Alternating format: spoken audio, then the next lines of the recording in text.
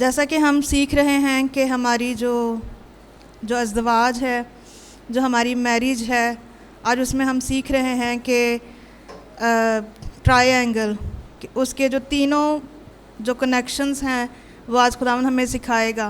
क्योंकि ट्रायंगल में कितने नुक्ते होते हैं? 3 नुक्ते होते हैं।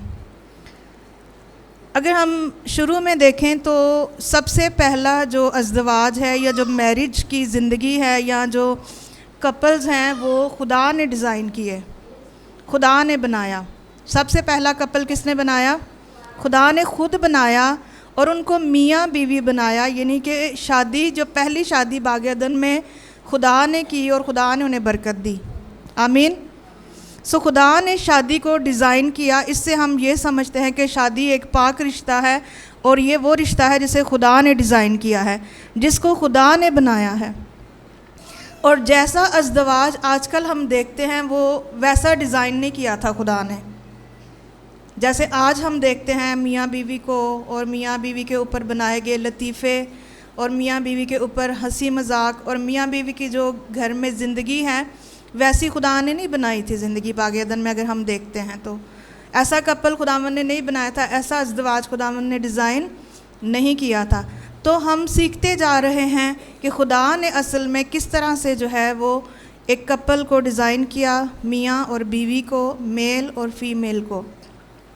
और खुदा ने उन्हें ख़ुद बनाया और उनको पहला जो रिश्ता दिया वो मियाँ बीवी का दिया और उनको पाक ठहराया और उनको बाग अदन में रखा। और दूसरी चीज़ ये है कि खुदा ने उनको अपने लिए बनाया। खुदा का जो मकसद है इंसान को बनाने का, आदम और हवा को बनाने का था, वो ये था कि खुदावंद उनके साथ संगति करे, उनके साथ रहे, उनके साथ बातें करे और उनके साथ मेल मिलाप रखे। लेकिन हम जानते हैं कि वक्त के साथ साथ ऐसे हुआ कि वो जो संगति थी वो टूट गई थी गुनाह के वसीले से। क्योंकि आदम और हवा ने जब खुदा की बात ना मानी और उस हुक्म को तोड़ा तो वो खुदा की प्रेजेंस से जो है वो दूर हो गए और खुदा के साथ रहना उनका जो है वो फ़र्क हो गया। लेकिन आज हमें खुदावंद यही कनेक्शन जो है वो बताएगा कि मियाँ और बीवी को खुदा ने अपने साथ जुड़ा रहने के लिए बनाया है। हालेलुया। हम सोचते हैं कि अच्छा ये लड़का जो है ये भी मसीही है, लड़की भी मसीही है, तो ये एक मसीही शादी है।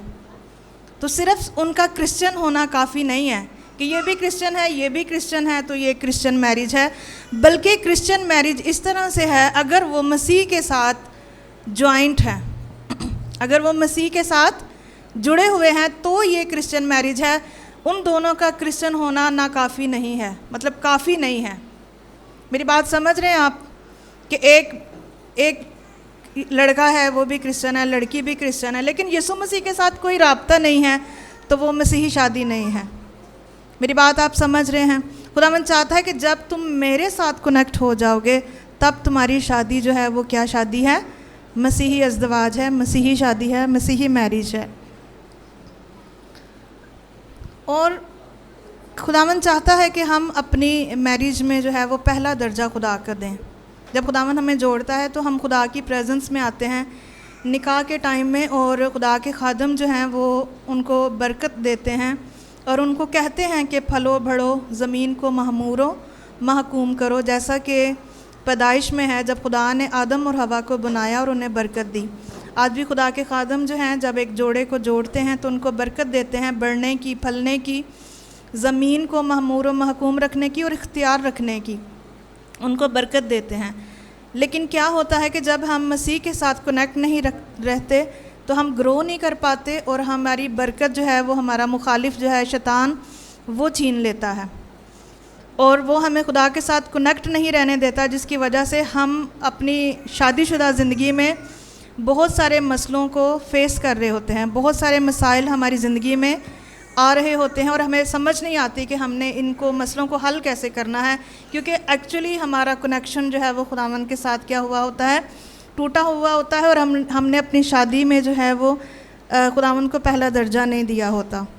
तो मैं आपके सामने एक ट्रायंगल आपको प्रैक्टिकल के तौर पे जो है वो दिखाऊंगी कि ट्रायंगल और मियाँ बीवी और खुदा का जुड़ना जो है वो किस तरह से है।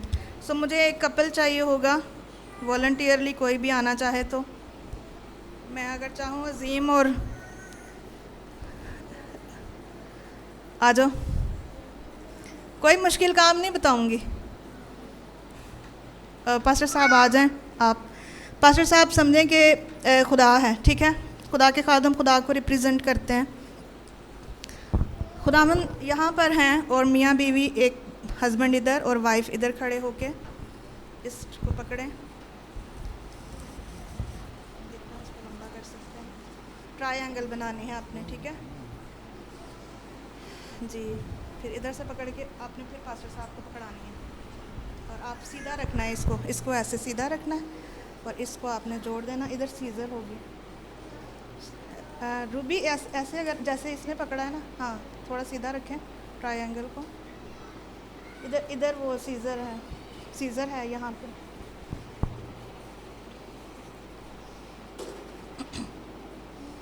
ठीक है, हाँ सही। थोड़ा सा ऊपर करेंगे ताकि ट्रायंगल, आप लोग नीचे रखें, इधर से ऊपर हो जाएगी तो लोगों को समझ आएगी कि ये ट्रायंगल है जिसके 3 कोने हैं, ठीक है, ये है ट्रायंगल। और हस्बैंड वाइफ आपस में जुड़े हुए हैं। इधर से हस्बैंड खुदा के साथ जुड़ा हुआ है, उधर से बीवी क्या है, खुदा के साथ जुड़ी हुई है। लेकिन काम कहाँ पे ख़राब होगा? अगर हस्बैंड जो है वो खुदा से डिस्कनेक्ट हो गया है। थोड़ी तेज़ वाली छुरी दे देनी थी। अब ये क्या हो गई है, ट्रायंगल ख़राब हो गई है। लेकिन फिर भी कहीं ना कहीं खुदा शादी के साथ बीवी के वसीले से जुड़ा हुआ है, तो कुछ हालत बेहतर हो सकती है आपकी शादी की। लेकिन अगर बीवी भी जो है वो भी खुदा के साथ नहीं जुड़ी हुई,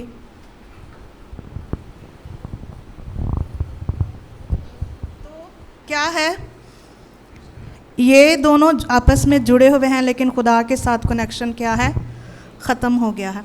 और खुदा के साथ कनेक्शन की वजह से हो सकता है कि ये भी एक दिन जो है वो कट जाएं, या सिर्फ ये कंप्रोमाइज़ लाइफ गुजार रहे हों, या जैसे कह सकते हैं बच्चों की वजह से कर रहे हों। लेकिन इनकी ज़िंदगी के मसाइल बहुत ज़्यादा होंगे, बहुत ज़्यादा। क्यों? क्योंकि इनकी जो ताल्लुक़ खुदा के साथ है वो नहीं है।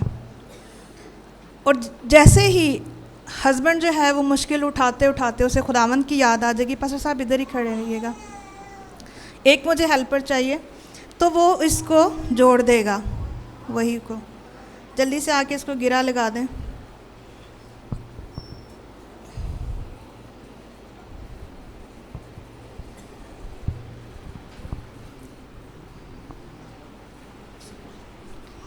अब मसला क्या है कि खुदा के साथ जुड़े ना होने की वजह से ये आपस में एक दूसरे को लड़ रहे हैं और एक दूसरे को कह रहे हैं तुम नहीं ठीक, ये कह रही है तुम नहीं ठीक।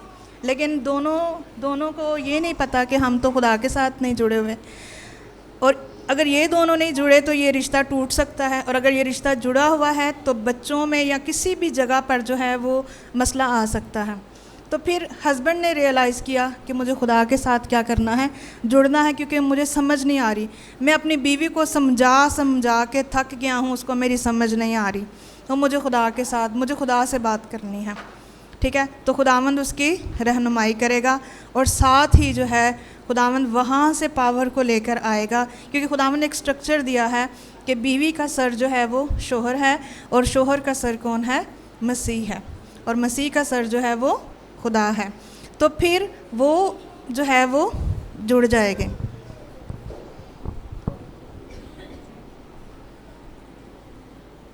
और फिर से एक ट्रायंगल जो है वो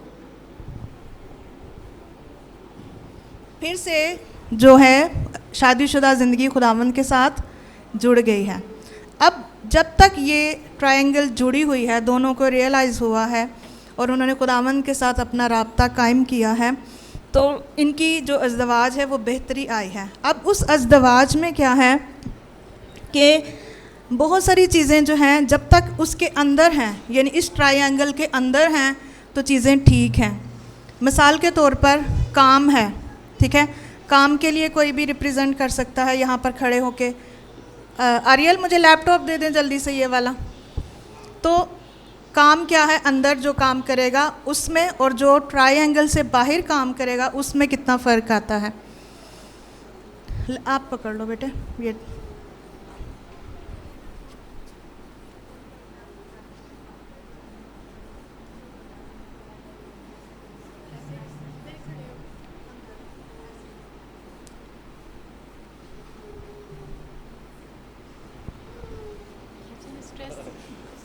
हमें लगता है दुआ निकली।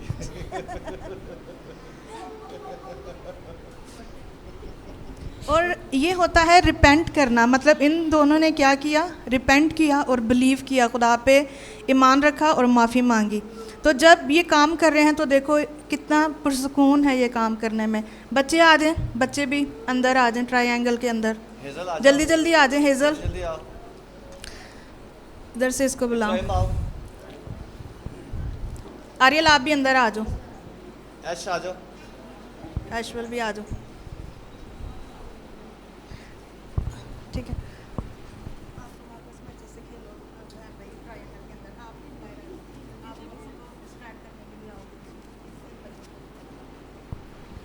अभी बच्चे क्या कर रहे हैं, बहुत खुशी से खेल रहे हैं, ठीक है।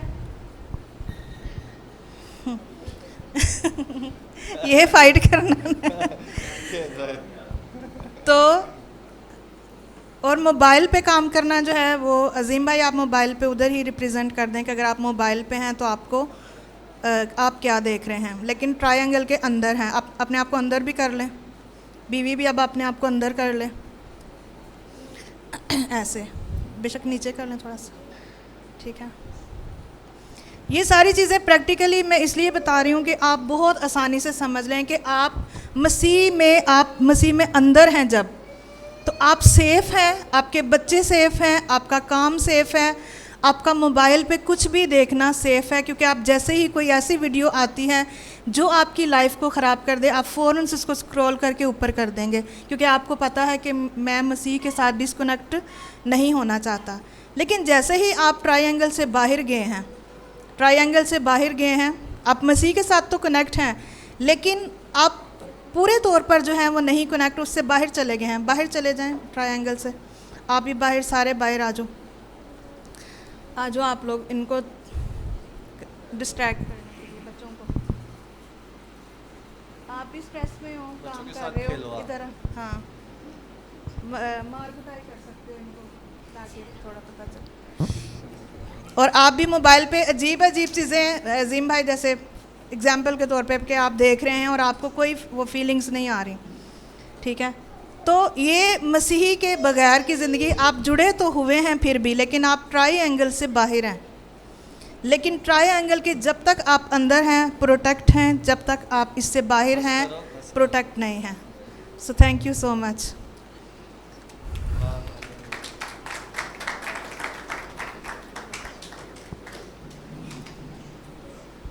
तो ये टॉपिक था हमारा मैरिज ट्रायंगल। ट्रायंगल का मतलब हस्बैंड, वाइफ और खुदा।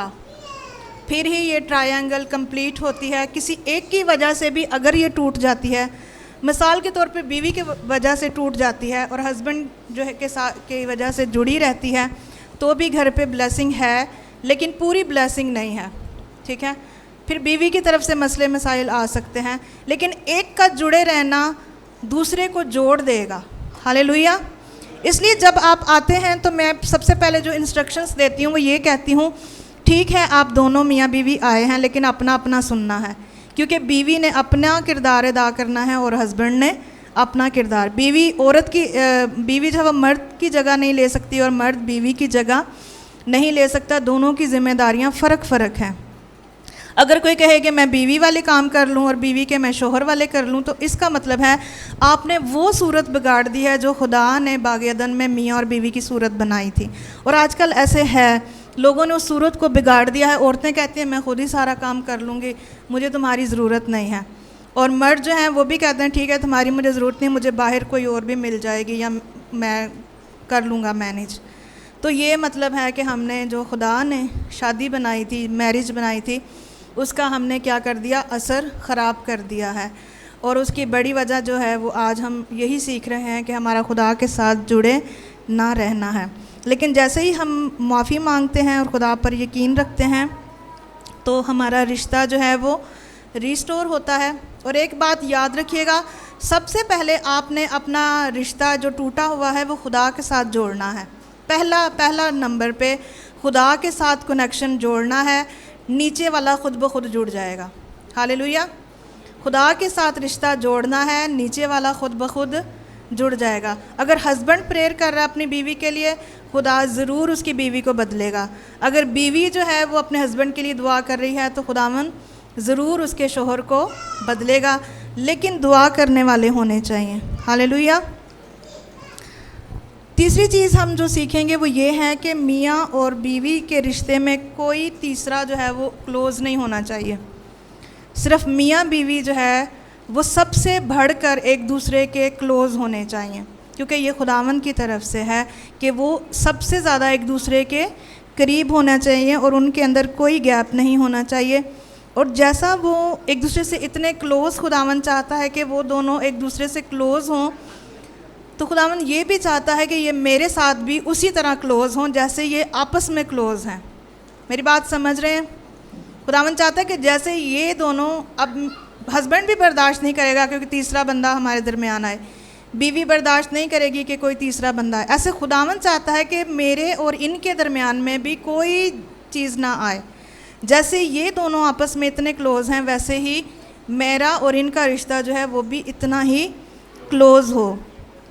और जब दोनों इतने क्लोज़ हैं तो मैं आपको बताऊं, इसमें डिमांड्स भी होती हैं, हस्बैंड की वाइफ से, वाइफ की हस्बैंड से, और इसको एक्सपेक्टेशंस भी कह सकते हैं कि मतलब हाई एक्सपेक्टेशंस भी होती हैं बीवी की हस्बैंड से और हस्बैंड की वाइफ से। और उसमें यह है कि पेशेंस, यानी कि वो एक दूसरे को बर्दाश्त करें, फिर एक दूसरे को माफ़ करने वाला, क्योंकि कई कपल्स में ऐसे होता है कि वो बहुत जल्दी एक दूसरे को माफ़ करने के लिए रेडी नहीं होते, कितने कितने दिन नाराज़ रहते हैं और वो एक दूसरे को माफ़ नहीं करते, एक दूसरे की बर्दाश्त नहीं करते कि नहीं तुमने ये किया तो किया क्यों है। फिर जो सेल्फिशनेस होती है, मतलब उर्दू में क्या बोलते हैं इसको, हाँ जी, खुदगर्जी होती है कि बस मुझे प्रोटोकॉल देती रहे और मुझे इसका ख्याल रखना ना पड़े, या बीवी कहे कि बस मुझे प्रोटोकॉल देता रहे, मुझे इसके लिए कुछ ना करना पड़े। सो वो दोनों एक दूसरे के लिए बनाए गए हैं और दोनों एक दूसरे के लिए बनाए गए हैं, तो उन दोनों को एक दूसरे को बर्दाश्त करना, एक दूसरे को मुआफ़ करना और ख़ुदगर्ज़ी के बगैर, अनसेल्फिशनेस के साथ, मतलब उसमें खुदगर्जी नहीं होनी चाहिए। उसमें सम टाइम ऐसे हो सकता है कि आप थोड़ा सफ़र भी कर रहे हों इस अज़दवाज में, लेकिन जब आप खुदा के साथ जुड़े हुए हैं तो आपको फ़तह मिलेगी, आपको कामयाबी मिलेगी। हालेलुया। मेरे अंदर ये चीज़ थी शादी के पहले 7 सालों में, जब मैं अपनी गवाही आपके साथ शेयर करती हूँ, तो शुरू के सालों में मेरे अंदर ये चीज़ थी कि मैं अगर नाराज़ हूँ तो मैं जल्दी ना तो माफ़ी तो मांगनी दूर, मैं नहीं बोलती थी। अगर बेशक महीना में नहीं बुलाया तो मैंने नहीं बुलाया। क्यों? मेरे अंदर, मैं अपनी ये चीज़ इसलिए बताती हूँ, अपनी हमेशा एग्जांपल बताती हूँ, क्योंकि खुदावन ने हमें उन चीज़ों में से गुजार कर तैयार किया कि हम दूसरे लोगों के लिए बाइसे बरकत हों। क्योंकि बहुत सारे लोगों को अपनी शादी में मसलों की समझ नहीं आ रही होती, और हम सोचते थे कि पहले तो कोई ऐसा मसला नहीं था, अब क्या हो गया ऐसा कि ये हमारी लाइफ जो है वो गाहे बगाहे जो है वो डाउन जा रही है, और उसमें नाराज़गियाँ बहुत हैं और ना बुलाना बहुत है, और इस तरह की चीज़ें थी। तो खुदावन ने हमें जब रिस्टोर किया तो खुदावन ने सबसे पहले कहा कि आपने हमेशा, अगर कोई किसी बात पे क्लैश होता भी है तो बोलना नहीं छोड़ना, क्योंकि ऐसे हो सकता है कि आपके और आपकी बीवी के ख्यालात फ़र्क हो सकते हैं, क्योंकि उनका डिज़ाइन फ़र्क है। खुदा ने उसको औरत बनाया है और आपको मर्द बनाया है, उसकी सोच में और आपकी सोच में फ़र्क होगा, क्योंकि वो फ़र्क है और आप फ़र्क हैं। लेकिन खुदावन चाहता है कि वो दोनों एक हो जाएं, गाहे बगाहे, आस्ता आस्ता औरत जो है वो अपने मर्द की शबीह पर ढलती जाए। खुदावन ने ये रखा हुआ है कि कलीसिया जो है वो यीशु मसीह की शबीह पर ढलती जाए, इसी तरह जो बीवी है वो शोहर की शबीह पर जो है वो ढलती जाए। और खुदावन ने उसके अंदर ये फ्लेक्सिबिलिटी रखी होती है कि वो उसमें ढल सकती है, उसके अंदर इतनी खुदावन ने रखी होती है, लचक रखी होती है कि वो ऐसा कर सकती है। लेकिन मर्द के डिज़ाइन में शायद ये चीज़ नहीं है कि वो एकदम से झुक जाए या एकदम से जो है वो ढल जाए, लेकिन बीवी के अंदर खुदा ने अंदर कुदरती तौर पर उसके अंदर ये रखा है कि वो ढल जाती है और वो लचक में आ जाती है और वो बर्दाश्त कर लेती है। तो इस तरह एक दूसरे के डिज़ाइन को समझना भी बहुत ज़्यादा ज़रूरी है। अब कुछ चीज़ें हैं जो ट्रायंगल मैंने बताई थी दिखाकर, उस पे जो चीज़ें अटैक करती हैं उनको भी हमने गौर से देखना है कि हमारी शादी में या हमारी शादी की ट्रायंगल को जो है वो कौन सी चीज़ें जो हैं वो ख़राब करती हैं।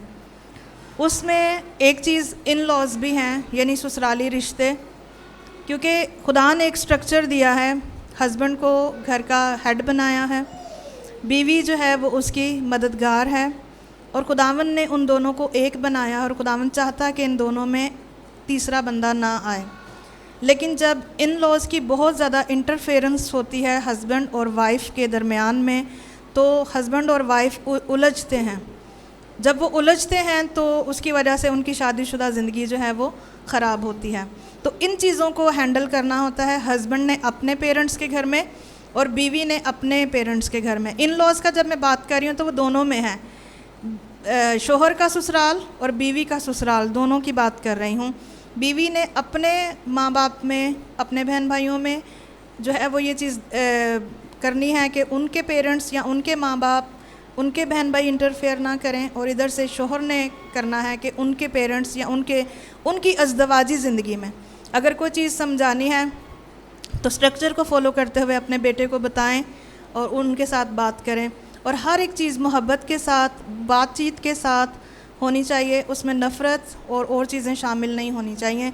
लेकिन ये सब बेहतरी के लिए, ताकि घराने बर्बाद ना हों, ताकि घराने जो हैं वो खुदावन से दूर ना चले जाएं, ताकि अज़दवाज में मसले ना आएँ। तो इसलिए ये अटैक हो सकता है, लेकिन कुछ में शायद ये ना हो। सेकंड चीज़ जो है वो बच्चे हैं। बच्चे जो हैं वो भी आपकी ट्रायंगल को ख़राब कर सकते हैं, क्योंकि आप शुरू के पहले साल में बच्चे नहीं हैं, आप बहुत अच्छे से खुदावन के साथ चल रहे हैं, जैसे ही बच्चे पैदा हो गए तो दुआ भी भूल गए, काम में ज़्यादा बिज़ी हो गए और बच्चों में ज़्यादा टाइम स्पेंड कर दिया और खुदावन को भूल गए। तो इस तरह से भी हमारी ट्रायंगल जो है वो ख़राब हो सकती है।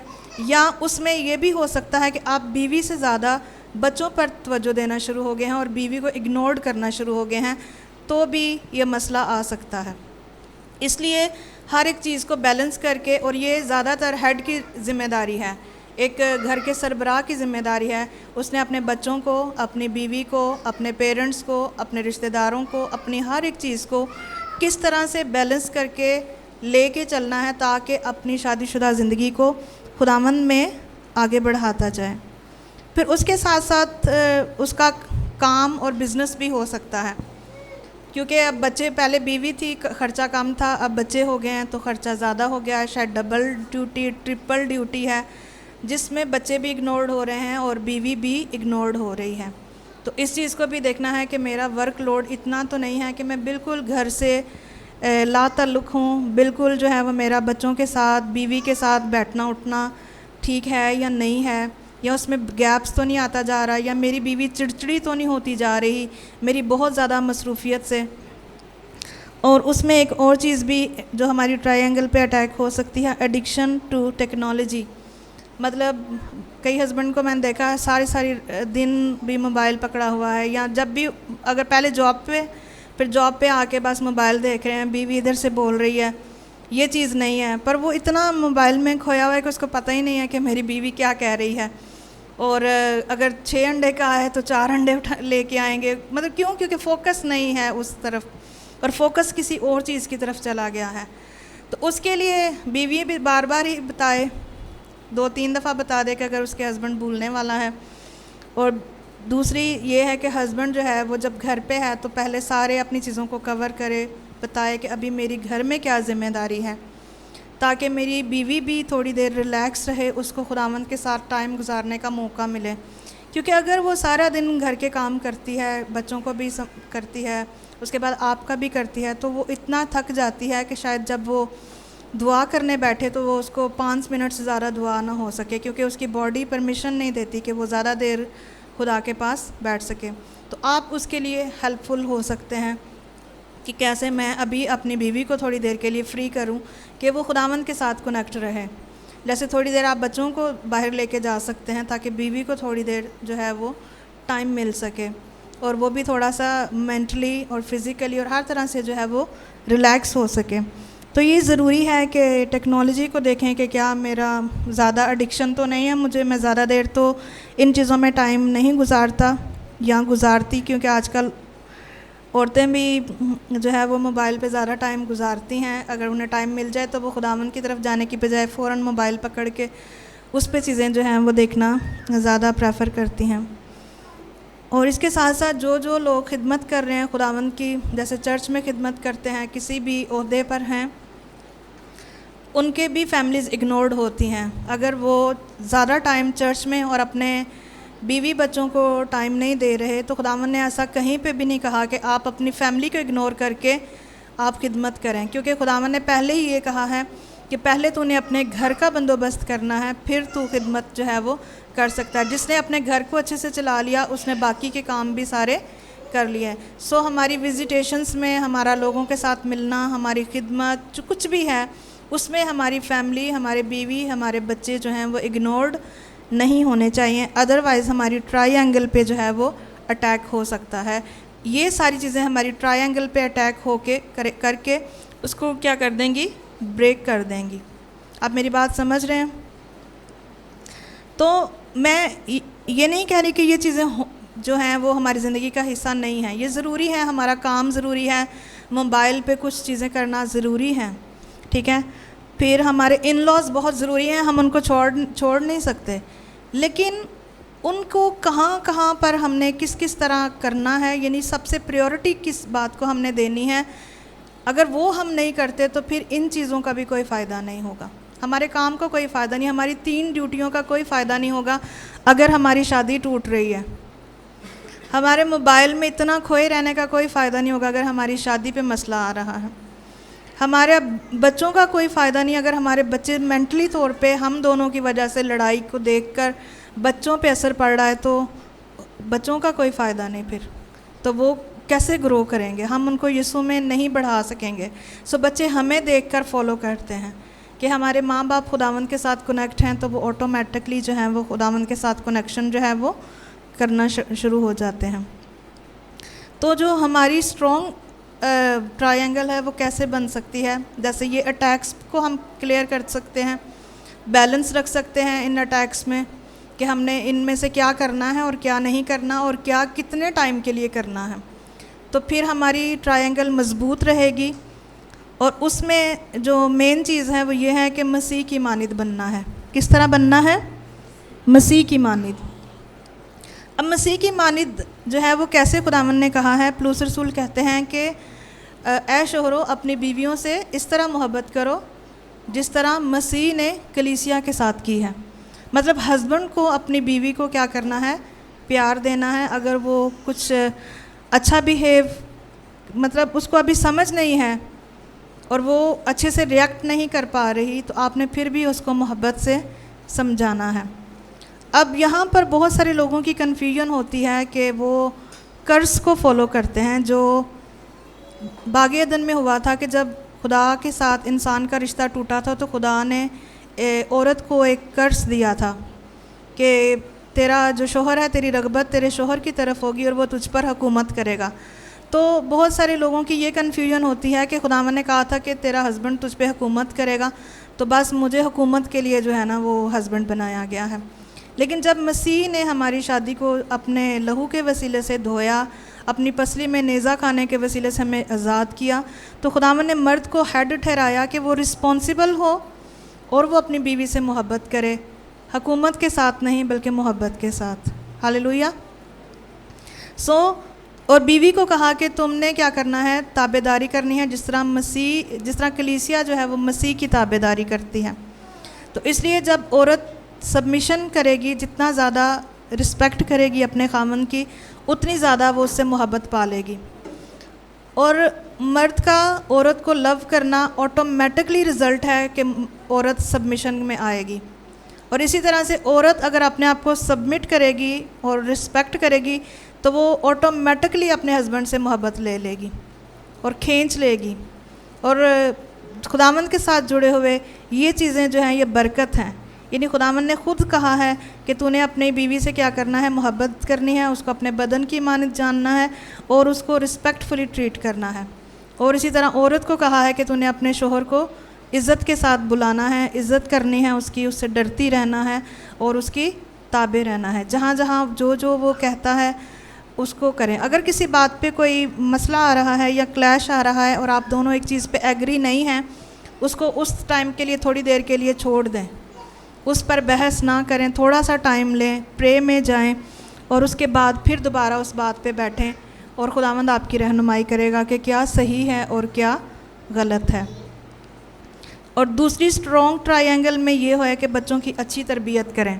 जैसे पास्टर साहब ने भी पिछली सेशन में बताया है कि मियाँ बीवी का एक पेज पे होना, बच्चों को पता होना चाहिए मेरे माँ और मेरे बाप की एक ही बात होती है, दो बातें नहीं होती। अगर बाप ने जो कह दिया है, मामा के पास आके कहेंगे, मनाने की कोशिश करेंगे मामा को, तो मामा कहेंगी कि जो तुम्हारे बाप ने कहा है मेरा भी वही जवाब है। अगर माँ ने कुछ कह दिया है तो बाप को चाहिए कि वो कहे कि जो तुम्हारी माँ ने कह दिया है मेरा भी वही जवाब है। क्योंकि जब हम दो जवाब होते हैं तो अगली दफ़ा में भी बच्चों को समझ आती है कि अच्छा उस तरह में भी हमने मामा को मना लिया था, अभी भी दो कोई ऑप्शन हो सकती है, कोई गड़बड़ हो सकती है, मतलब मना सकते हैं हम।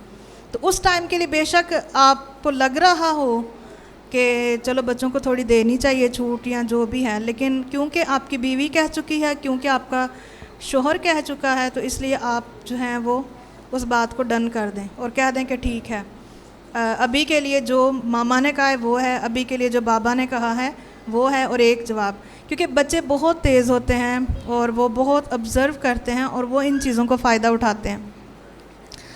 उन्हें बहुत पता होता है माँ को कैसे हैंडल करना है, उन्हें बहुत पता होता है बाप को कैसे हैंडल करना है, उन्हें बहुत पता है दादी दादों को कैसे हैंडल करना है। और आपने अपने घरों में ये एग्जांपल्स देखी होंगी, दादे को डिफरेंट ट्रीट करेंगे, दादी को डिफरेंट करेंगे, फुफ्फो को डिफरेंट ट्रीट करेंगे, बाबा के सामने बड़े ऐसे ऐसे, मामा के सामने बेशक आगे से थोड़ा सा हो गए।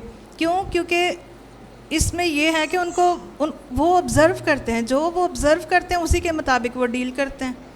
उन्हें पता है कि हमारी दादों को हम जीत सकते हैं, कुछ भी हो जाए वो हमें ना नहीं करेगी। तो उन्हें हर एक चीज़ का पता है। उन्हें पता है बाबा से बड़ी मुश्किल से जो है वो हाँ होगी, चलो पहले मामा के पास जाओ। और ये अच्छी बात है, अगर वो मामा के पास पहले चले जाते हैं और मामा बाबा से कहती है कि इनकी बात माने, तो इससे माँ की इज़्ज़त बढ़ेगी।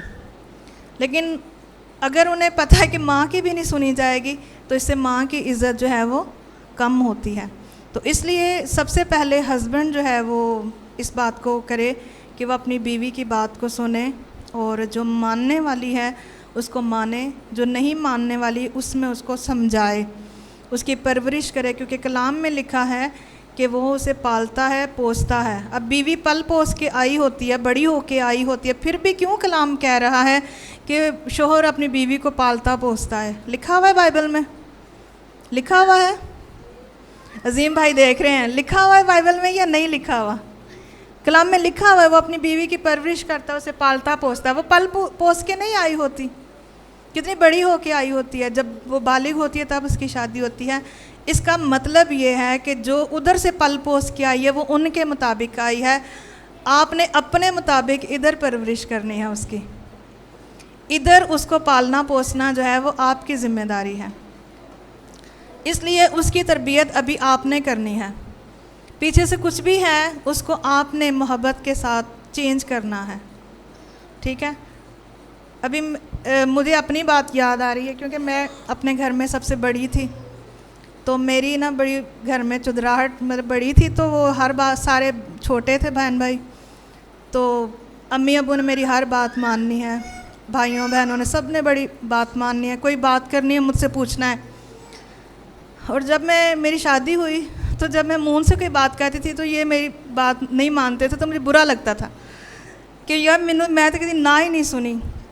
क्यों? मैं जॉब पे भी थी तो खुदावन ने वहाँ पर भी, और मैंने जॉब्स जब की और मैंने ट्यूशन्स लेने या संडे स्कूल, जहाँ पर भी मैं गई हूँ, मुझे हमेशा ऐसे लोगों ने हाथों पे उठा लिया और बड़ी इज़्ज़त और बड़ी हाँ हाँ हर जगह पे, और बड़ी सारे जूनियर्स थे तो मैं सीनियर, तो हमेशा मैंने सिर्फ हाँ सुनना सीखी हुई थी। तो जब ना आती थी तो जो मुझे गुस्सा आता था कि मेरी बात क्यों नहीं सुनी गई या मुझे क्यों नहीं ऑनर किया गया, लेकिन वो मुझे इन्होंने सिखाया कि मुझे ना सुनने की भी आदत होनी चाहिए। और अब अगर ना करें तो मुझे बुरा नहीं लगता, क्योंकि वो मैं सीख चुकी हूँ कि ना भी हो सकती है और हाँ भी हो सकती है। तो इसलिए सीखते जाएं, अगर आप सीखने वाले हैं तो आपको बुरा नहीं लगेगा। और ऐसे छोटी छोटी चीज़ों में इन्होंने मुझे सिखाना शुरू किया, और वो मेरी बहुत सारी हैबिट्स चेंज हुई। जो मैं पहले थी, अब से मैं पहले से बहुत चेंज है मेरी चीज़ें। गुस्सा, और जिसमें कह लें कि नाराज़गी में मैं कहते थे ना कि जो बहुत ज़्यादा जिसमें ढीठ हो जाना, वो वाला भी मैं कर देती थी कि मैंने जो कह दिया सो कह दिया, बस इसके आगे कुछ भी नहीं है।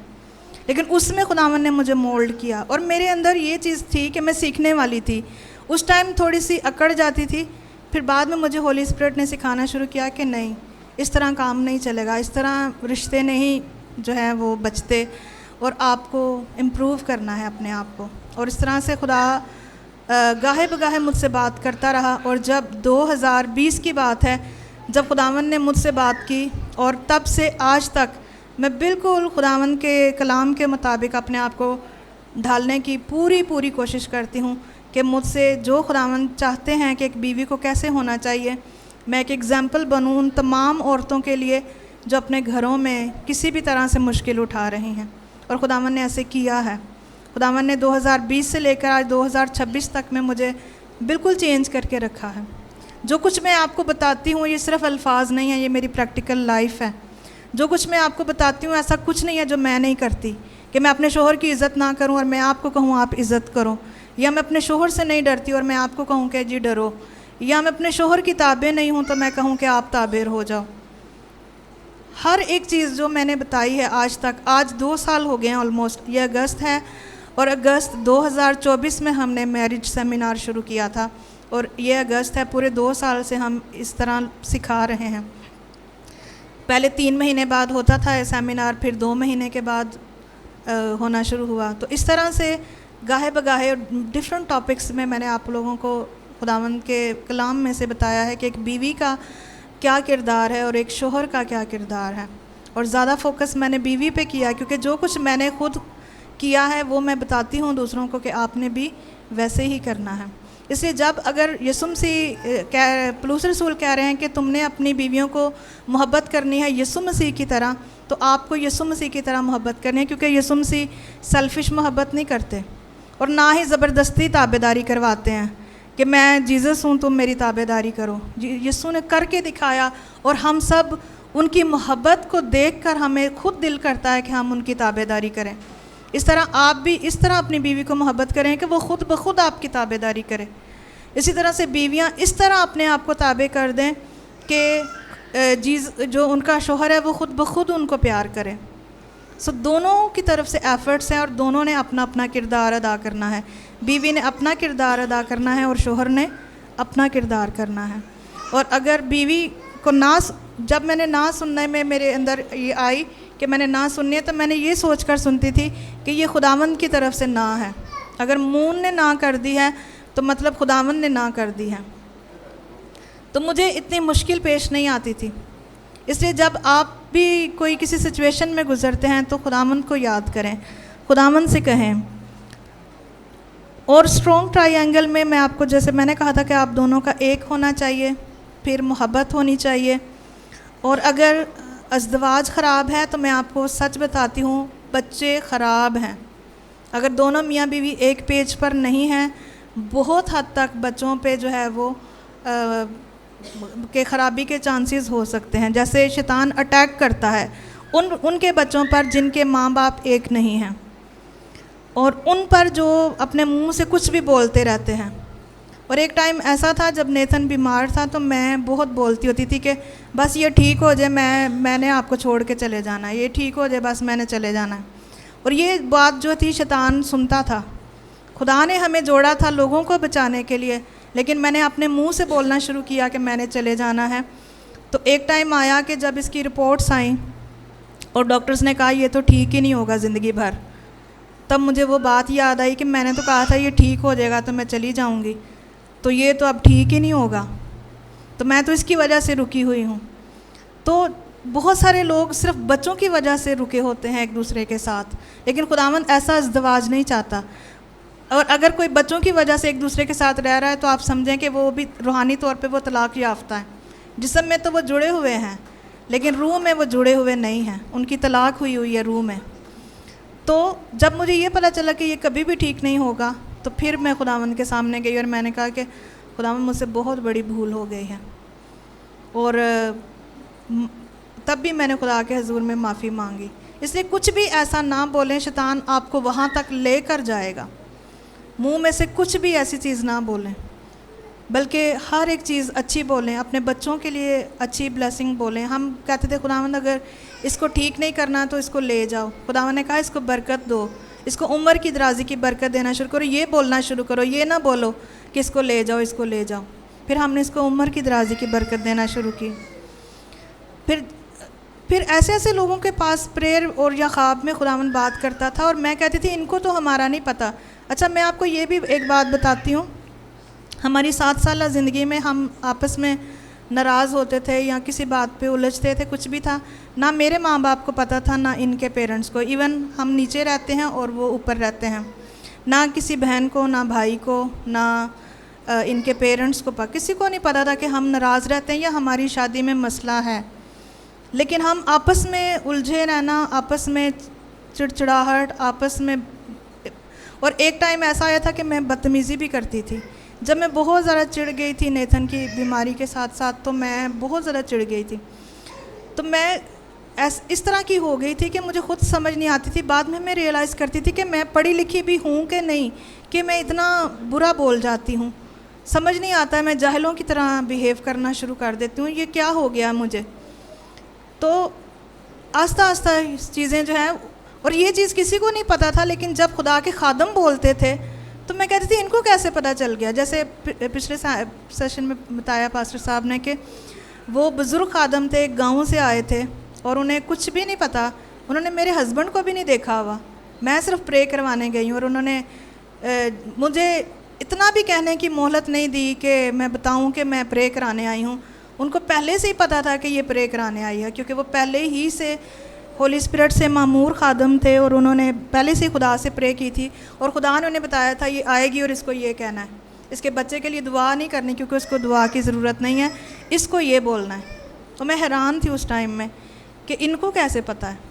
फिर एक और खादम थे, उन्होंने भी जब भी दुआ करनी है तो उन्होंने कहना मून भाई आप और सायमा बाजी का इज़्दिवाजी रिलेशनशिप अच्छा है, आप लोगों आपस में मतलब ठीक ठाक है या नहीं, क्योंकि बच्चों पे जो अटैक्स हैं वो मुझे बार बार होली स्पिरिट बताता है कि ये दोनों एक पेज पे नहीं है, इसलिए इनके बच्चों को जो है बच्चे पे जो है वो अटैक होता है। तो जैसे ही हम दोनों ने अपने इकट्ठे रहने का और खुदावंद में रहने का फ़ैसला किया, आज देखें नेथन आपके सामने है और नेथन को तकरीबन 6 साल है और वो बिल्कुल ठीक है और सब कुछ है, कोई दवाई नहीं है, कोई जो है वो ब्लड नहीं हम उसको लगवाते। आपके सामने वो खेलता है, बढ़ रहा है और पढ़ लिख रहा है, 6 क्लास में भी है ये।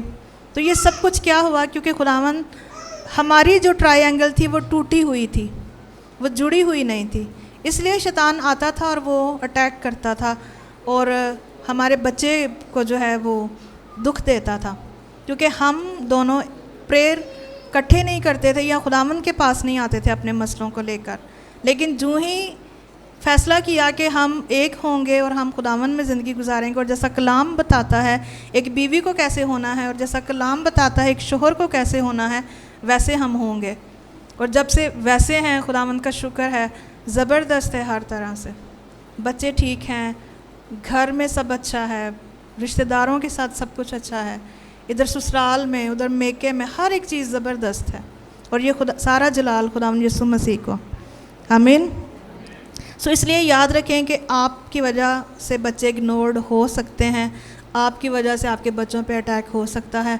आपको समझना है कि हमने अपने बच्चों को प्रोटेक्ट करना है, क्योंकि हम अम्ब्रेला के नीचे हैं। हस्बैंड की अम्ब्रेला के नीचे उसकी बीवी बच्चे आते हैं, बीवी ने अम्ब्रेला पकड़ी हुई है, उसके नीचे बच्चे आते हैं।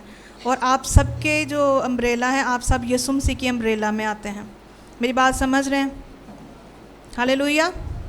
तो कितने लोगों को आज के टॉपिक की समझ आ रही है कि सिर्फ हम दो एक होना है यीशु के साथ। तो फिर इस तरह से ट्रायंगल बनेंगी जब तक जुड़े रहेंगे और ट्रायंगल के अंदर रहेंगे। यानी जो कलाम में लिखा है ना, ज़बूर 91, जो हक ताला के पर्दे में रहता है वो कादर मुतले के साया में सुकूनत करेगा। जो उसके परों के नीचे रहेगा, जो उस ट्रायंगल के अंदर रहेगा, वो तंदुरुस्त रहेगा, वो ज़बरदस्त रहेगा। उनके बच्चे जो हैं वो आगे बढ़ेंगे, ज़बरदस्त रहेंगे। सो अपनी बोली को देखना है कि अपने मुंह से कोई ऐसी चीज़ नहीं निकालनी जहाँ पर झुकने की बात आती है, जहाँ पर अपने रिलेशनशिप को बचाने की बात आती है, वहाँ पर ज़रूर जो है वो उसके ऊपर काम करें। लेकिन वो वाला कंप्रोमाइज़ ना करें कि बस ठीक है जिंजदी है वे उंजदी रहन दो, वो चलो गुजारा करो, वो वाला कंप्रोमाइज़ ना करें।